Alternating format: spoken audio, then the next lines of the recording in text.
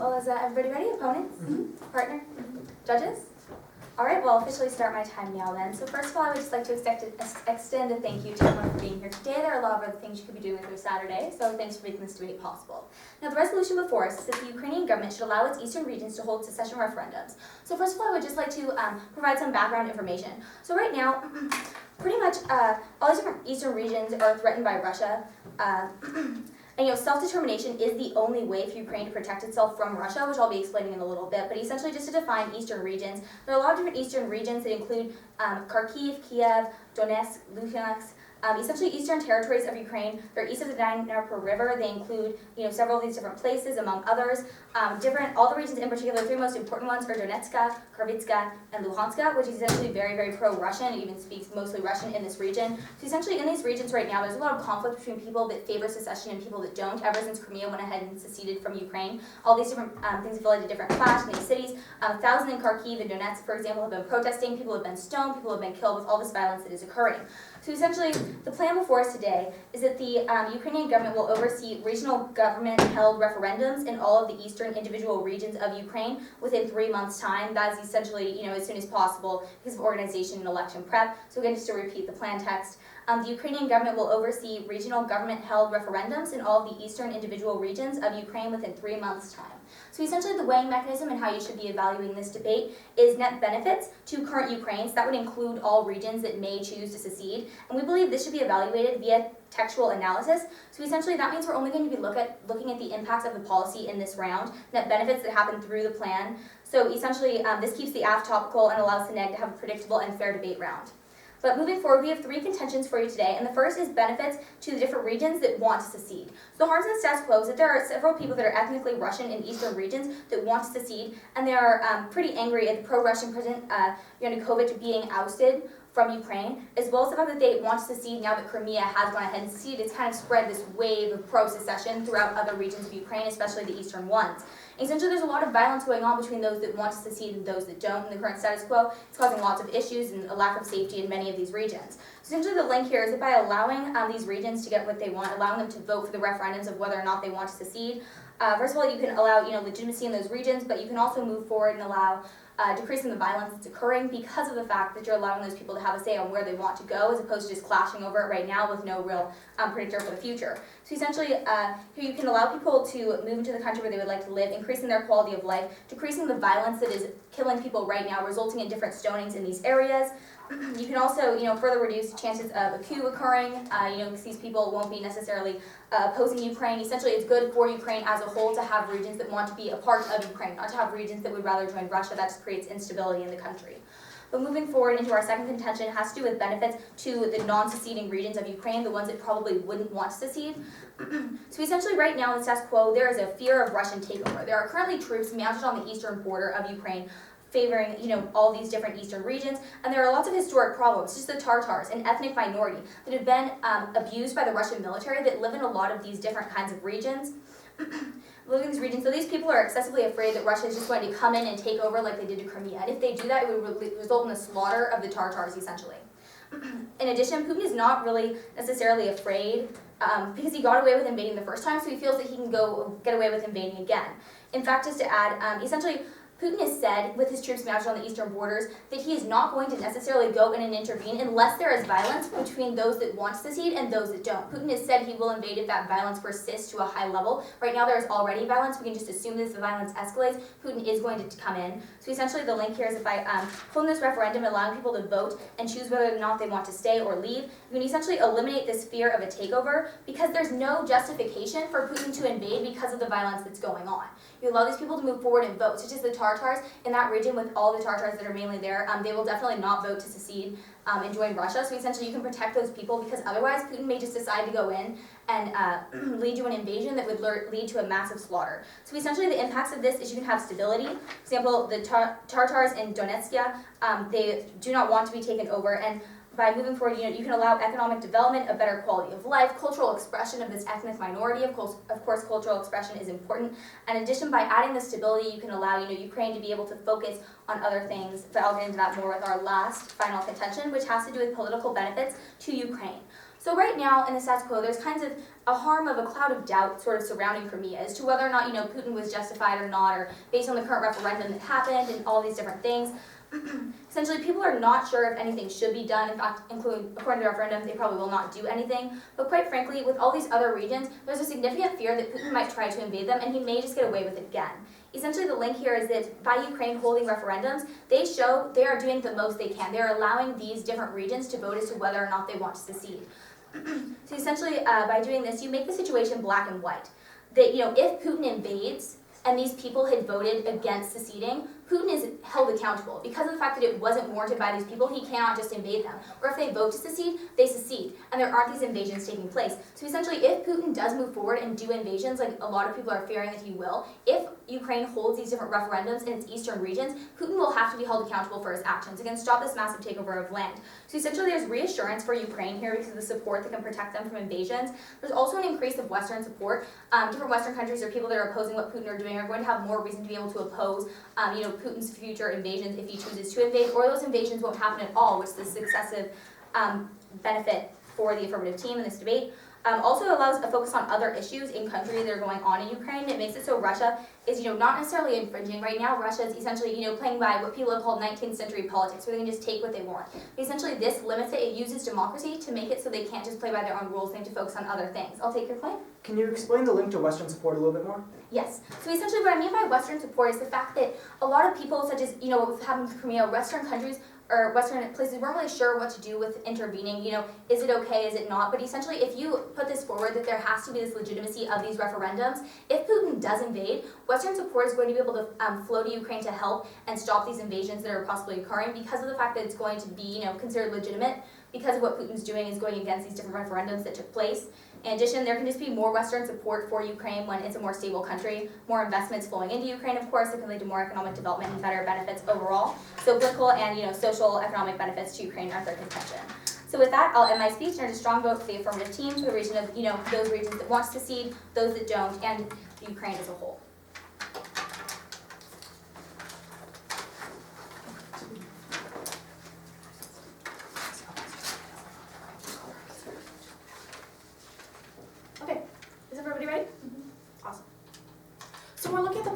We can see that the AF may be well-intentioned, but this is not the best way to get it, what they want. It's not the best way to make it so the people of Ukraine who support Russia and the people of Ukraine who support the Ukraine can be satisfied.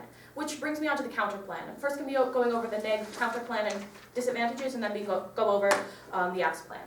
So our plan is that the Ukraine government should acknowledge Crimea as Russian territory and hold no further secession referendums, but there should also be an ease on immigration between Ukraine and Russia, so those that do feel nationalistically Russia can easily move into that country and can make it so they can have the best of both worlds. By easing up these immigration standards, we can make it so people in Ukraine who feel as if they are culturally Russia could easily move over into the other country without overthrowing Ukraine's government, without making it so these regions have to be entirely Russian.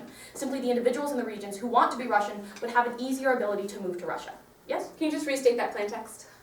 The Ukraine government would acknowledge Crimea as Russian territory and hold no further referendums, but it would also ease up immigration standards, making it so people could more easily move between both countries. And now on to our contentions. Our first has to do with international politics. The current situation by not acknowledging Crimea as Russian territory is causing a lot of tension. In the EU, different countries are having different views on this. Some say that it shouldn't be happening, some say that it should. For example, Sweden's foreign prime minister has said that Crimea should be acknowledged as Russian territory. We know that a lot of other Western nations haven't. If Ukraine simply acknowledged this loss, if they simply said that this isn't our territory anymore, it would ease up a lot of international tensions. But if we went too far and if we said that they could hold referendums in all of their eastern territories, then that would make it so they have to give up too much land. So they would have to be risking a lot of their big assets right now, and that's simply not fair to ask of Ukraine. This country has a right to have some stability. We must recognize its sovereignty as a nation. This is something that we really do have to look to. The overall impact of this is that we have more stability and less tension going through our world, and we also have this recognition of sovereignty, which is very important. Too much appeasement can obviously be a bad thing, as we've seen historically. Now, our second contention has to do with the fact that recognition solves a lot of the problems. Right now, we've seen that Russia is threatening to raise Ukraine's gas prices by 300% if they don't acknowledge Crimea as a region. And now, this big issue and the threat of invasion and all of these problems that we've seen under the status quo would be solved by simply acknowledging Crimea. We don't have to have these further secessions, and we don't have to have these referendum elections to solve the issues that we see under the status quo. Simply acknowledging this one loss and loosening up immigration standards would be a much easier and simpler way to solve for all of the harms that they've mentioned. It would make it so those who feel nationalistically Russian could move to Russia, and it would solve all of these tense issues we've seen between Ukraine and Russia by giving up the territory that Russia has claimed and making it so further territories could stay as Ukrainian. Our third contention has to do with the immigration aspect of our plan, the fact that these people can now leave. They've said that those who feel culturally Russian feel trapped in Ukraine and don't feel comfortable there. But we've made it a measure so they could leave the country, so they could become Russian, without having to have entire areas of Ukraine be given up to this country, without having to encourage this kind of imperialism that Russia is imposing. Now, as we've said, a degree of compromise is necessary in this situation, but saying that all of eastern Ukraine can hold these referendums is simply too much. By making it so these culturally Russian people could move to Russia, it would solve this major issue that they've talked about throughout most of their case, without having to give up the sovereignty of Ukraine. The overall impact of this is that the harms are solved in a much better and easier way. Our fourth contention has to do with the possibility of geographic issues. We're saying that all of these local regions in eastern Ukraine can have their referendums and can choose to be Russian or Ukrainian, but they're not all going to necessarily line up nicely. What would happen if some of the regions that were closer to Russia chose to be Ukrainian, and some that were farther into Ukraine chose to be Russian? This could cause major geographic issues with governing the nation as a whole. If there was an area of Russia that was surrounded by Ukraine, it would be very difficult to manage politically, it would be very difficult to get resources there, and there could be a lot of issues that come up with just letting these individual regions decide whether or not they want to be Russian or Ukrainian. This is a huge impact and a huge issue that they haven't acknowledged at all, that would not happen under the Negations plan, but could happen under the Affirmations plan. And now going more specifically onto their plan text and such. We accept their definitions of eastern regions, and we mostly accept the weighing mechanism of Ukrainian benefits. We think that we should also be looking to worldwide to an extent, but agree that Ukrainian are the prime ones we should be looking at. But issues such as international politics and what makes the world better should also be taken into account. So that does also directly benefit the Ukrainian people. But we just think it should be expanded to worldwide so we can look at more people. So moving on, we have no real issues with their plan. So moving on to their contentions. Their first has to do with benefits to this, that people could secede and it would bring down violence, but we've already solved for this with our immigration plan, with making it so people could leave if they were getting violent, and if they really wanted to be Russian, they could simply immigrate to Russia. They would now have this option because these immigration standards would be loosened. Their second had to do with preventing invasion. Oh, yes? How do you know that Russia's going to agree to your plan with the immigration standards? Because we know that they want to have these, they said that they want to protect these culturally Russian people, so politically speaking, if they said, oh, we want to protect these people, but they can't come into our country, it would be very bad for them. It would just ruin their international name. So they have no reason to not accept this as a plan. Like, there's no reason they wouldn't want to loosen these standards to get these people who support their country into their country. So on their second contention, they've said that it prevents invasion, it puts Putin in a place where if he attacked, it would be very negative and he would look bad. But he only wants to invade because of not recognizing Crimea. This is the big issue that Putin is having. He's threatening to invade Crimea to win over this region, when in the plan of the negation, we see that Crimea is being acknowledged as Russian, taking away Putin's entire incentive to invade, and making it so these people that he says he wants to protect, the people who feel that they are loyal to Russia, could come into his country and be protected by him. And their third contention dealt with political benefits to Ukraine, and how it reassures Ukraine and gets them Western support. But we can see that our contention 1 solves for the EU support and Russian appeasement, and we also absorb investment and stability impacts by showing that when we have this region, it would be more solvent, and it would be able to do what it wants. It would be Ukraine stabilized as a country and not having the threat of Russia being given up to it. Because if we're looking at political benefits, if we're looking at stability as a whole, if we're saying that the eastern portions of Ukraine can have the right to secede and have these referendum elections, then there's nothing really to stop it from spreading to the rest of Ukraine, to spreading to western regions, and it would just cause this huge issue. Once you open the door, it's going to be very difficult to close, and this is something that you really need to look to in this round. So overall, for all of the reasons mentioned, you really must negate. Thank you.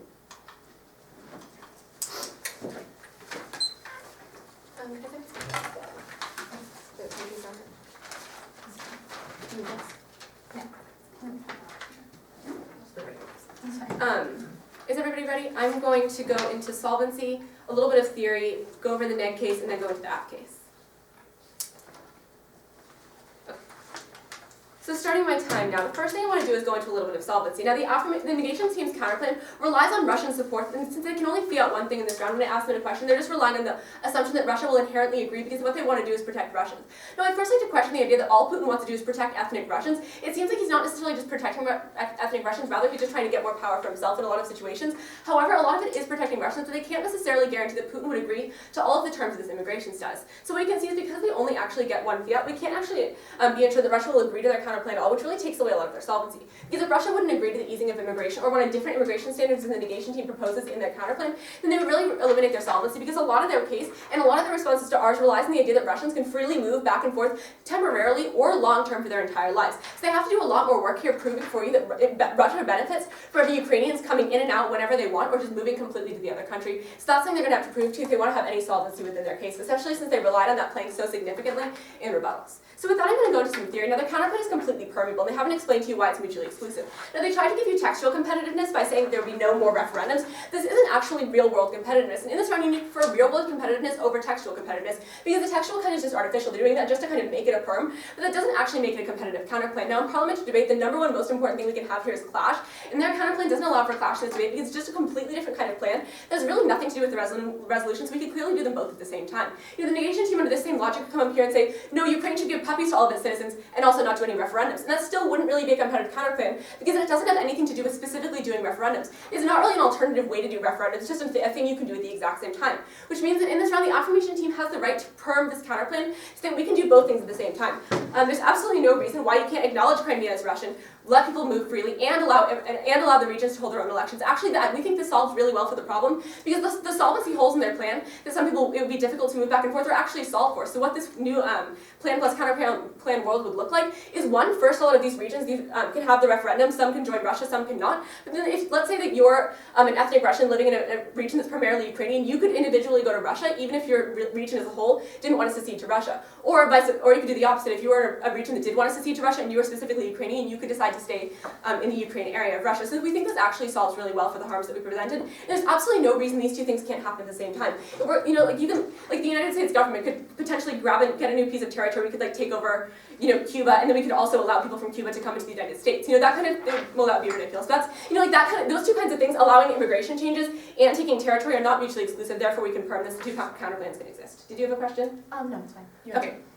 So with that mindset, with the idea that the affirmation team now has access to the plan and the counterplan, I'm going to go through their contentions and explain to you why the plan plus counterplan solves for a lot of the harms that they actually brought up. So the first thing is that there are a lot of different views in Europe, and that this eases some international tensions, but the thing is, allowing regions to have full self-determination and individuals to have full self-determination actually solves for this even better. This is self-determination to the absolute fullest when individuals and regions both have it together. An individual person can migrate back and forth, and their entire region can do this. The unique benefits of having an entire region go to Russia is it's more significant, right? If your region is 90% Russian, and you were just put into the Ukraine part after the Soviet Union collapsed, it doesn't really make sense that every single individual should have to individually decide to go to Russia. It makes sense that if the majority of you agree, then you should all become Russian, go under Russian law, under Russian political system. So actually looking at different European views and the different views within Ukraine, our plan actually solves a lot better. Now the next thing I talked about is that Ukraine is taking a risk by giving too much away, but what they don't understand is what my partner highlighted so clearly for you, that the real risk for Ukraine is doing nothing at all. It's not that right now Ukraine is in a state of stability and doing referendums would make them unstable. Ukraine is in a state of extreme instability, and there's nothing that can make Ukraine even more unstable. Putin has troops literally on the border, says if there's violence, he has the right to intervene, and believes that he has the absolute right to take over the territory that he feels is his to protect Russians. But what we can see is the real risk is the status quo. By doing these referendums, you decrease Putin's legitimacy going into these countries. So you can't say, well, I think that they're ethnic Russian, they're going to want to come over with me, if they have a referendum and decide not to do that.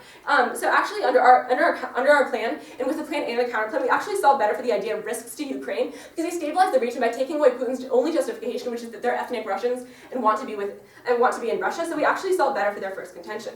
And the second thing they talked about is that recognition completely solves the problem. That Russia's going to raise gas prices 300% if they don't solve. This isn't actually a long-term solution. We can see that Russia threatens to take away gas from the former Soviet bloc countries literally all the time. And when they do problematic things, Russia tries to invade. This is a problem that's facing Ukraine right now on a significant level. So we can see somebody say they're going to raise gas prices right now. Well, one, that Ukraine is not actually ceding to a Russian demand. They're just allowing the people within their country to get what they want. But also, they only have short-term solvency here. They say that if you allow recognition, Russia won't cut off their gas. But the real fundamental problem isn't that people can't migrate back and forth. The fundamental problem is that there are a significant number of people in Ukraine who are Russian, who are ethnically Russian, who want to live in Russia and can't because their region was put in Ukraine after the Soviet Union dissolved. So what we can see is we solve better for this idea of recognition. The third thing they talked about is immigration, but the plan plus the counterplan obviously solves better because people, I already explained this, so you can just cross-apply what I've said, but in either entire regions can go to Russia and individuals can go back and forth, so we have double solvency here. But the fourth thing they talked about is geographic issues. I don't think they understood our plan very well. We're only talking about the eastern regions. These regions aren't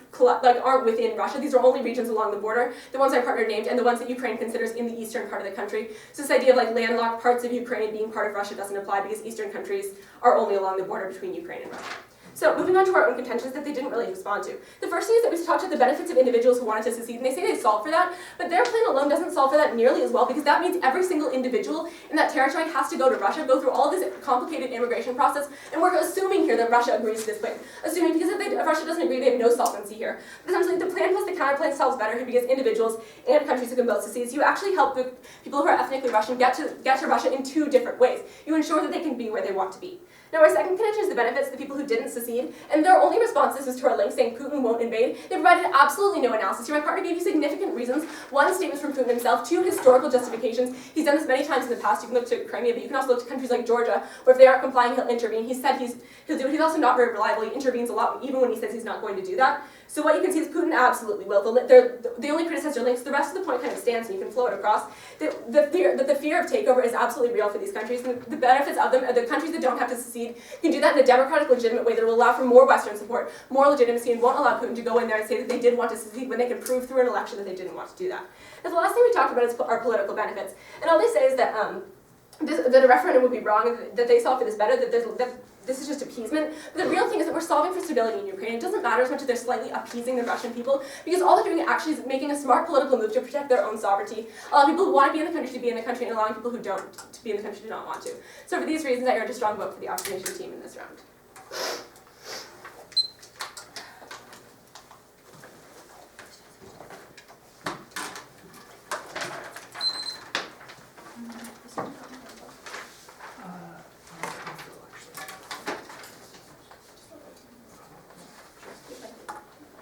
You should go. Okay. Are you guys ready? Yeah. Are you ready, Elise? Yes. Judges ready? Okay. Sorry. I'm going to start off talking about the theory that's come up, and then I'm going to go to the negations case and then the affirmations case. So first on the theory, they've tried to permutate our counterplan into the plan by doing both, saying it's not mutually exclusive. However, in the plan text itself for the counterplan, we said not having these referendums, and like if that hadn't been there, then we could have this debate over whether or not it's permeable. But on the other hand, our plan literally says not having these referendums in it, and we've explained multiple times throughout our case why these referendums would be a bad idea. So to do both isn't possible. Like it is mutually exclusive, which we've talked about multiple times in our case. First of all, that's not in the text, and secondly, why it'd be preferable not to have these referendums in our case. So to permutate that doesn't make sense. They are mutually exclusive, and that's something we argue for a lot. Okay, going on to the negations case. First on our counterplan, they said that there's no guarantee of Russian agreement. This comes into the view of what Putin really wants right now. The affirmation continues to argue that Putin's kind of for a power grab right now. On the other hand, let's look to the real key of this crisis, why it started. Russia wants a warm water port. That's why they took Crimea, to export oil more easily. To export more easily, right? That's why they took Crimea. Now this conflict escalated with, threatening to raise gas prices and threatening to invade more places and trying to bring up the rebellion spirit of people who feel more Russian. This all escalated because the EU has refused to recognize the annexation of Crimea.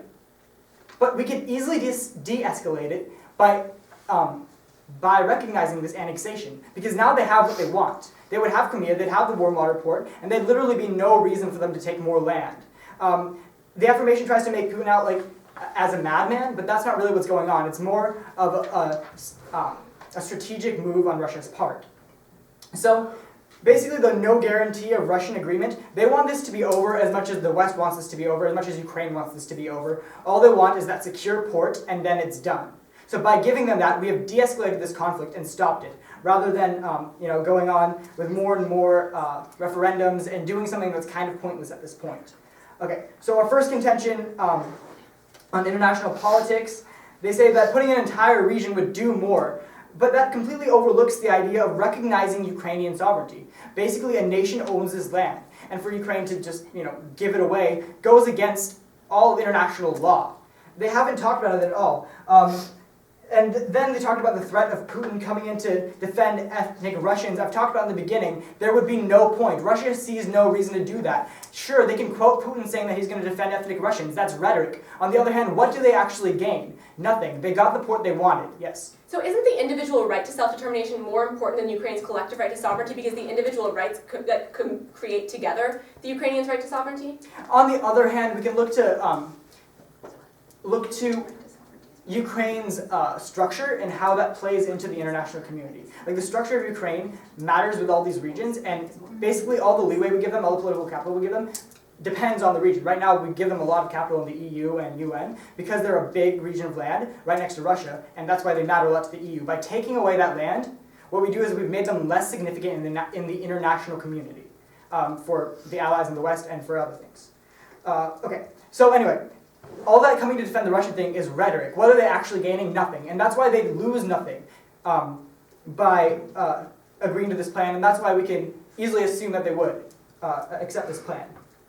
Okay, on to our second contention about how recognition is solving for all the things. I talked about that a lot in the rebuttals to the first contention. They said that this gas kind of thing happens all the time. That's not true. It's actually an international crisis that the EU is talking about right now. This gas crisis of them threatening to raise the prices of gas.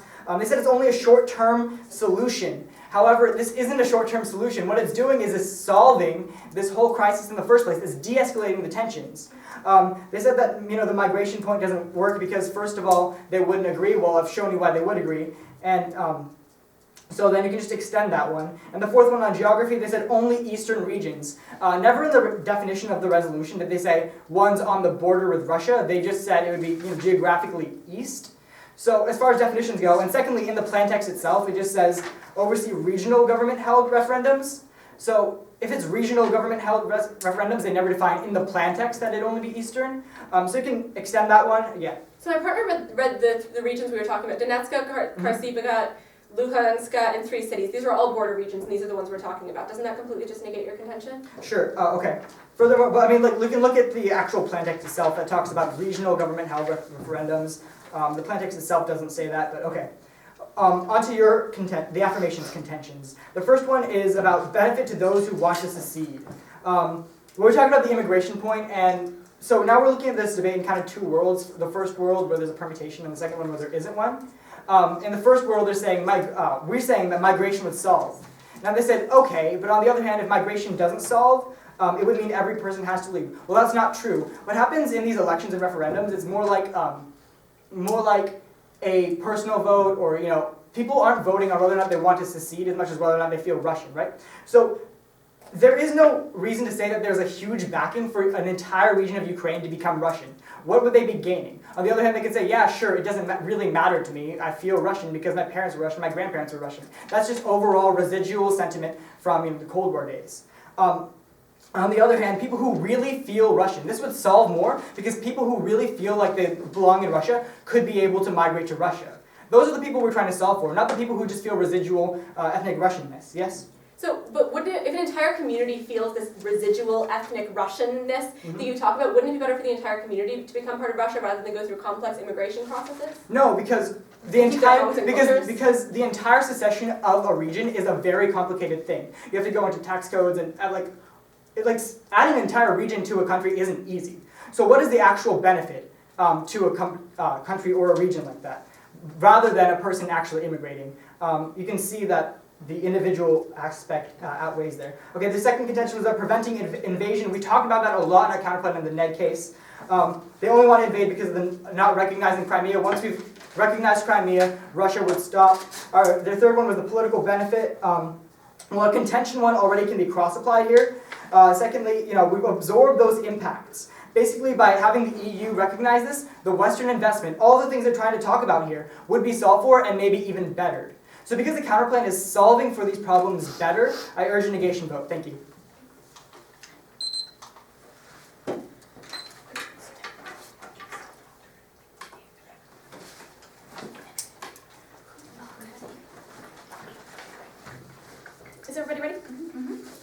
Time starts now.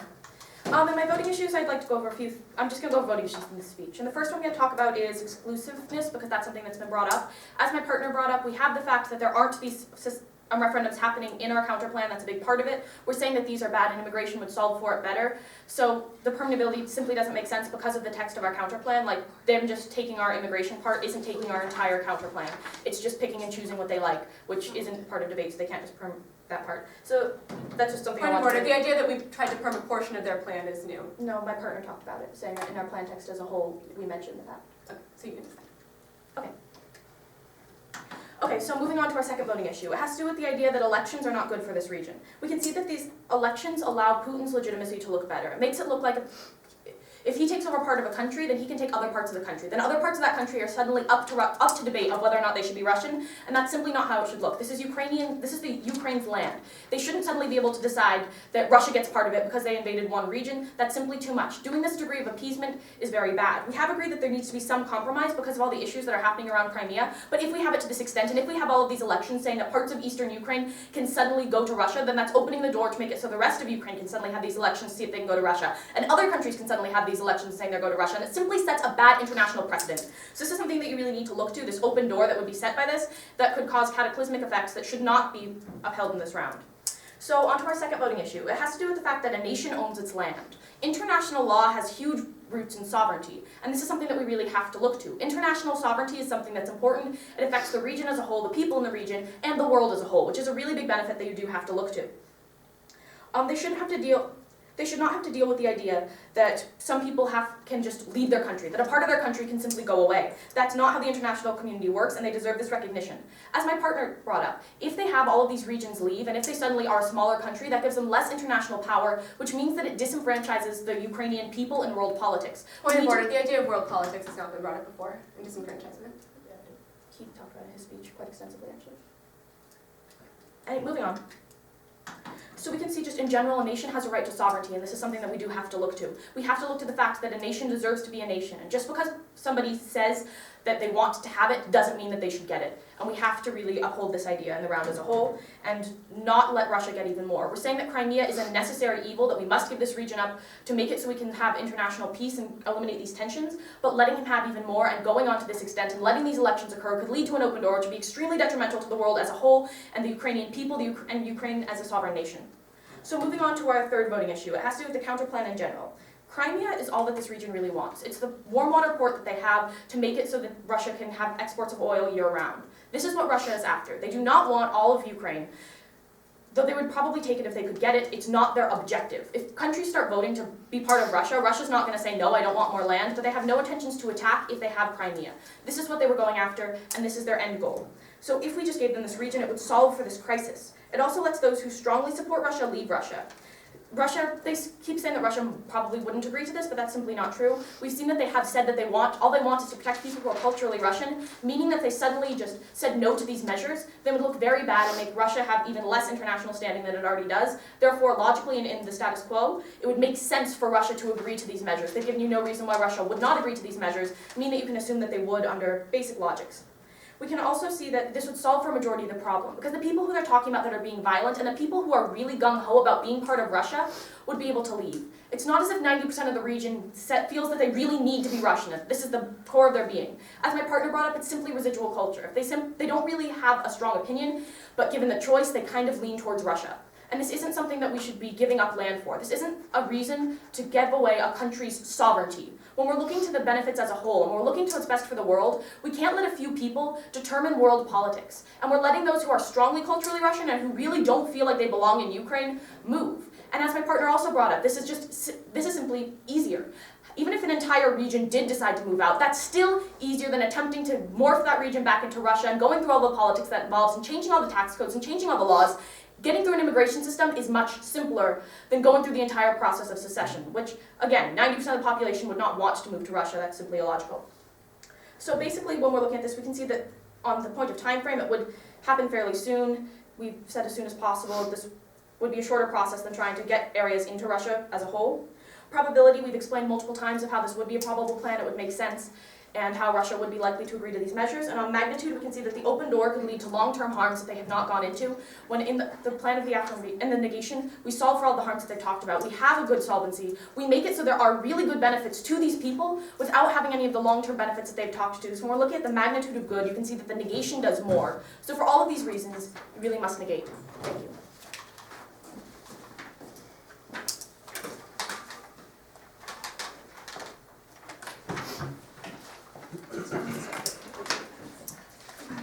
Yes. I just went Would you guys mind if I stood in front of the?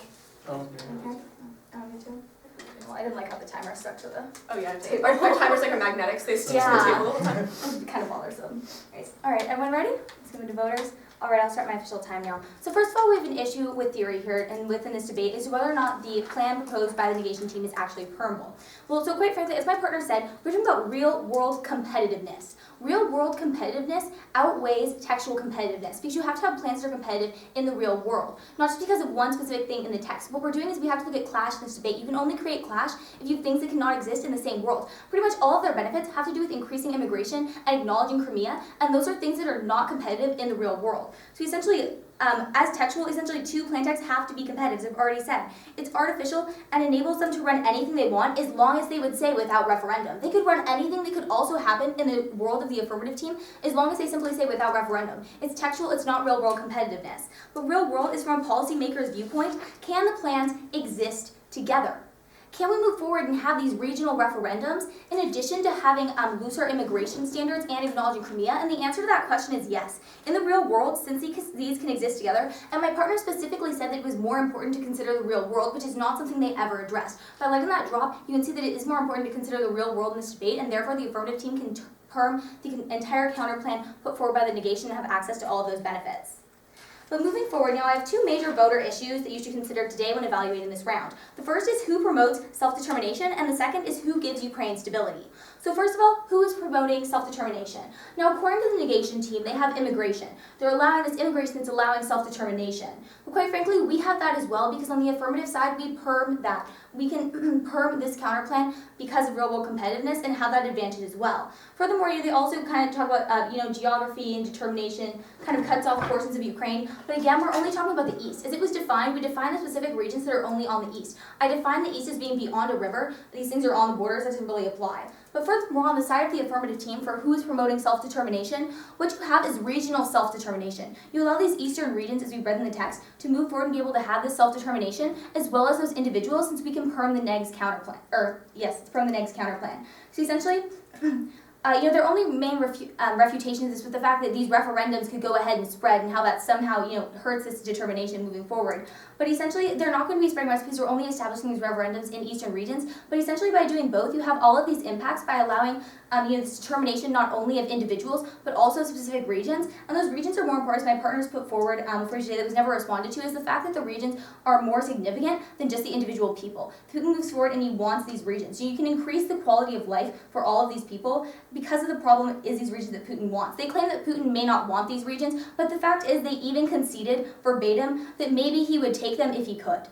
If Putin can take them if he could, there's obviously some kind of inherent want that Putin has for these regions. He's going to want to move forward and take these regions because Putin wants power. He wants power over Ukraine. It doesn't just have to do with in Crimea overall.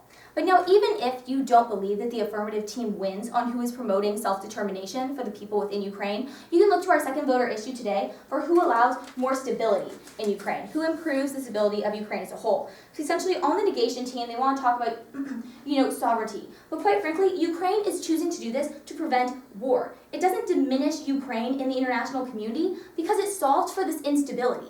It makes it so Ukraine is more stable. And if Ukraine is more stable, it's much more likely to have people want to invest in that country or send things to that country because it's stable in the long run. Essentially, so it solves for instability and prevents war. In fact, there's no sovereignty when Russia invades because Putin has already said he has troops on the border that he will send in if this violence continues, violence that is already happening. Putin has already said that he's going to do this. But moving forward on the side of the affirmative team, we solve for a Putin invasion. Now, again, on the negation team, they'd like to claim that Putin is not going to invade. But again, there's no analysis on this. They essentially dropped, the point about how he wants these eastern regions. And he would invade the regions if he had the chance. They concede the fact that this would happen. And because the counterplan isn't necessarily what protesters want. Protests will likely continue with their counterplan anyway, so even if you believe that perhaps it isn't permeable, it's not going to work well in the status quo. We've already proven it is permeable via real-world analysis. So furthermore, just looking over these voting issues, you can see that A, we can completely perm the negation team's counterplan, but secondly, in terms of overall impact analysis, we are promoting more self-determination through the regions and the individual people in Ukraine, causing many more impacts and benefits, as well as giving Ukraine more stability on the world stage by allowing it to have more control and allowing Putin to not be able to just come in and invade, so that Ukraine can actually be supported and these things can end. Good round. Good round. Good thing. So I asked you if I should come to the studio. Oh. Go ahead. I actually thought that was you. Yeah. That was funny. I was like,